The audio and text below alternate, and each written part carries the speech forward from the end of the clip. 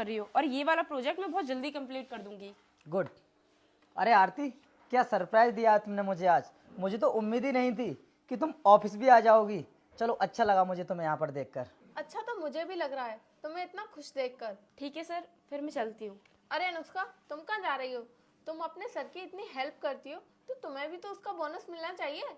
आरती, मैं कंपनी के सभी एम्प्लॉयज को उनका बोनस देता हूँ। वीर, ये तो तुम्हारी पर्सनल असिस्टेंट है और ऑफिस के सारे काम भी संभालती है, तो फिर इसको तो एक्स्ट्रा बोनस देना चाहिए ना। नहीं नहीं मैडम, उसकी कोई ज़रूरत नहीं है, मैं इतने में ही खुश हूँ। खुश तो रहोगी ही ना जब तुमने इतनी बड़ी कंपनी के मालिक को ही अपने जाल में फंसा लिया है। आरती, ये मेरी पर्सनल असिस्टेंट है और ऑफिस के सारे काम यही संभालती है, और तुम इसके बारे में इतनी गंदी सोच रखोगी तो कोई भी लेडी एम्प्लॉय हमारी कंपनी में काम नहीं करेगी।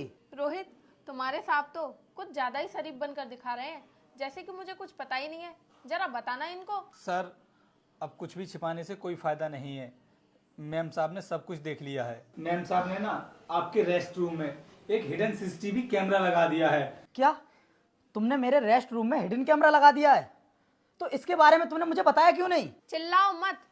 अगर मैं तुम्हें इस कैमरे के बारे में पहले बता देती तो तुम्हारी काली करतूतों के बारे में मुझे कैसे पता चलता? लेकिन आरती, मुझे एक बात समझ नहीं आ रही, तुम्हें हम दोनों के बारे में ये सब पता कैसे चल गया? हाँ, मुझे पक्का यकीन है इस रोहित ने तुम्हें सब कुछ बताया होगा, क्योंकि यही जानता था कि मेरा इसके साथ में अफेयर चल रहा है। नहीं सर, मैंने कुछ भी नहीं बताया है। अगर आपको यकीन नहीं है तो आप मैम साहब से खुद पूछ लीजिए। मुझे रोहित ने कुछ नहीं बताया है, क्योंकि मुझे तुम पर पहले से ही शक था। क्योंकि जब भी मैं तुमसे बोलती थी कि वीर मुझे भी कंपनी में काम करना है तो तुम मुझे मना कर देते थे और काम का बहाना करके तुम संडे के दिन भी ऑफिस आते थे, और इसीलिए मुझे तुम पर शक होने लगा और मैंने तुम्हारे रेस्ट रूम में कैमरा लगवा दिया। मैडम, इसमें मेरी कोई गलती नहीं है। सर ने मुझसे बोला था ये सब करने के लिए और मैंने सर से मना भी किया था, लेकिन सर बोल रहे थे अगर तुम मेरे साथ ये सब नहीं करोगी तो मैं तुम्हें नौकरी से निकाल दूंगा। बस इसीलिए मुझे ये सब करना पड़ा।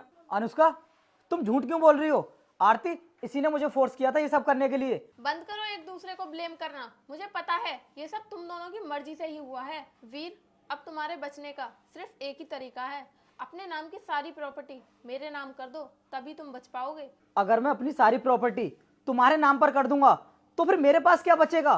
कहाँ रहूंगा मैं? कहाँ जाऊंगा? रोहित, तुम किसी अच्छे से वकील से बात करो और ये काम जल्दी से खत्म कराओ, फिर इस कंपनी का मैनेजर मैं तुम्हें ही बनाऊंगी। जी मैम साहब, आप चिंता मत कीजिए, मैं आज ही किसी वकील से बात करता हूँ। और हाँ वीर, तुम यहाँ पर खड़े खड़े मेरा मुंह क्या देख रहे हो? निकलो यहाँ से। जब मैं फोन करूँ तब साइन करने के लिए आ जाना। पति होने का हक खो दिया है तुमने, अब जाओ यहाँ से।